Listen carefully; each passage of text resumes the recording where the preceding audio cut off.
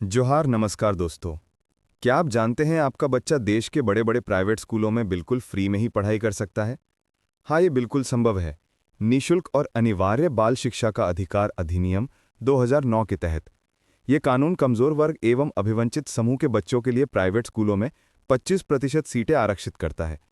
यानी अगर किसी स्कूल में नर्सरी के लिए 100 सीटें हैं तो उसमें से 25 सीटों पर गरीब वर्ग के बच्चों के फ्री में एडमिशन लेना ही पड़ेगा।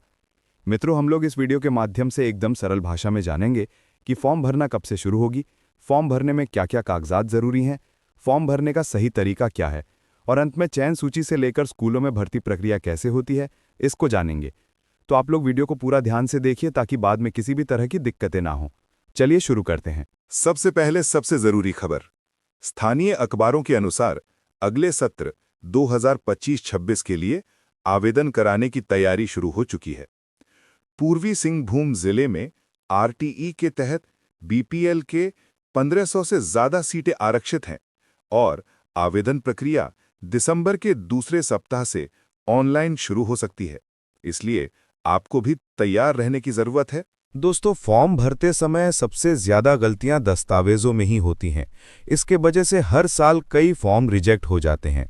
आपके बच्चे का फॉर्म रिजेक्ट ना हो, उसके लिए क्या-क्या कागजात जरूरी हैं, उसको देखते हैं। पहला, आय प्रमाण पत्र। ये सबसे जरूरी है क्योंकि आपकी सालाना आय 72,000 रुपए से कम होनी चाहिए।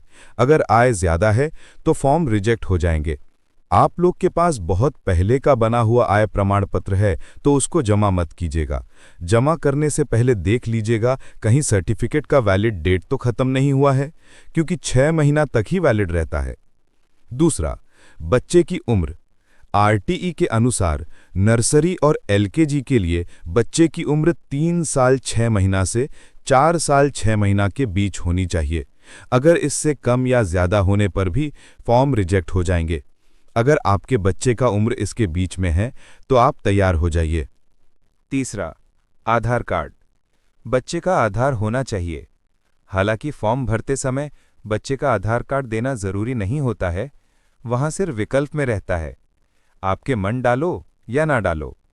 लेकिन आपके बच्चे का नाम लिस्ट में आने के बाद आप एडमिशन कराने स्कूल जाओगे तो वहां मांगा जाता है।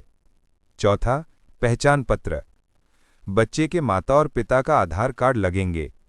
अगर बच्चे के माता पिता मृत है, बच्चे अनाथ है, तो फिर उनको पालने या परवरिश करने वाले गार्जियन का आधार कार्ड लगेंगे।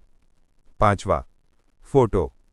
बच्चे का सिंगल फोटो लगेगा और माता पिता या गार्जियन का एक साथ वाला जॉइंट फोटो भी जरूरी है। फॉर्म भरते समय अपलोड करना पड़ता है। अब कुछ अन्य प्रमाण पत्र। अगर आप एसटी या एससी हैं तो जाति प्रमाण पत्र लगेंगे और अगर बच्चे दिव्यांग श्रेणी में आते हैं तो उसका भी प्रमाण पत्र लगेंगे। लेकिन अगर एसटी या एससी अभिभावक जाति प्रमाण पत्र समय पर नहीं बना पाते हैं, फिर भी फॉर्म भर सकते हैं। तब फॉर्म भरते समय श्रेणी में सामान्य जाति को चुनना पड़ेगा। मैं तो बोलूंगा बना पाते हैं तो आप लोग बना ही लीजिए। हो सकता है विभाग की तरफ से आपको अलग से छूट भी मिले। अब जानेंगे ऑनलाइन फॉर्म भरने से लेकर भर्ती तक की प्रक्रिया कैसे होती है। पहला, स्कूलों का चयन। फॉर्म भरते समय आपको अपने घर से नजदीकी 3 स्कूलों को चुनना होगा। आपके घर से जो स्कूल पहले नजदीक होगा उसको 1 नंबर में रखना है। उसके बाद वाले स्कूल को 2 नंबर में रखिएगा और तीसरा नंबर में आप अपने हिसाब से कोई भी पसंद का स्कूल चुन लीजिएगा। क्योंकि अगर टोटल सीट से भी कम आवेदन आने पर विभाग की तरफ से बच्चे का स्कूल और उनके घर की दूरी को देखकर प्राथमिकता दिया जा सकता है। यानी जो बच्चे का स्कूल घर से सामने होगा उसको पहले मौका मिलेगा। दूसरा, एडिटिंग की अनुमति नहीं। आप लोग बहुत ही ध्यानपूर्वक फॉर्म को भरेंगे या जिससे भी फॉर्म भरवाना है उनको 2-3 बार अच्छा से चेक करने बोलेंगे। सारा कुछ सही सही भरा है ना? नहीं, उसके बाद ही सबमिट करने देंगे, क्योंकि एक बार फॉर्म सबमिट हुआ तो दोबारा आप उसको सुधार नहीं कर पाएंगे और अगर गलती भरा हुआ फॉर्म सबमिट हुआ तो सीधा रिजेक्ट हो जाएगा। तीसरा, डीईओ ऑफिस में जमा। बहुत कोई अभिभावक फॉर्म तो भरते हैं लेकिन जमा करने नहीं जाते हैं। ये गलती आप लोग नहीं कीजिए। फॉर्म भरने के बाद आपको एक आवेदन प्रिंट करके देगा। उस आवेदन और सारे कागजात के ज़ेरॉक्स को लास्ट डेट से पहले डीईओ ऑफिस यानी जिला शिक्षा कार्यालय में जमा कर देंगे।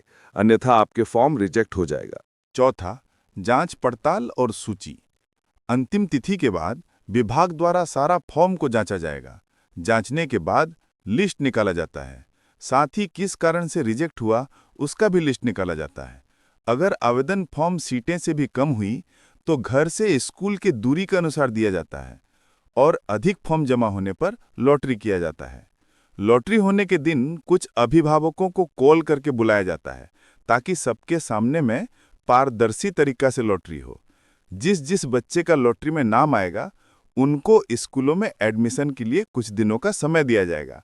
उसके बाद सीट खाली रहने से फिर लॉटरी किया जाता है। स्कूलों में भर्ती।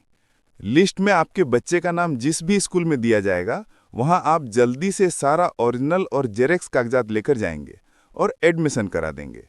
समय सीमा पार होने के बाद आपको फिर मौका नहीं मिल सकता है। दूसरा लॉटरी वाले बच्चे आपके जगह आ जाएगा। तो दोस्तों, हम लोगों ने बहुत ही विस्तार से सारा कुछ समझे। फिर भी किसी तरह का सवाल रहे तो कमेंट बॉक्स में पूछिए, मैं जवाब देने का कोशिश करूंगा। दोस्तों, आरटी एक्ट 2009 कानून आखिर कमजोर वर्गों के परिवारों के लिए इतनी पावरफुल क्यों है? उस कानून के अंदर और भी अनेकों अधिकार दिया हुआ है। उसका भी वीडियो किसी और दिन लाऊंगा। मेरा मकसद है ग्रामीण क्षेत्रों में रहने वाले लोगों को अपना हक और अधिकार जान पाएं। तो चलिए ठीक है, चैनल को लाइक, शेयर और सब्सक्राइब कर दीजिए ताकि अगला वीडियो आप तक तुरंत पहुंचे। धन्यवाद।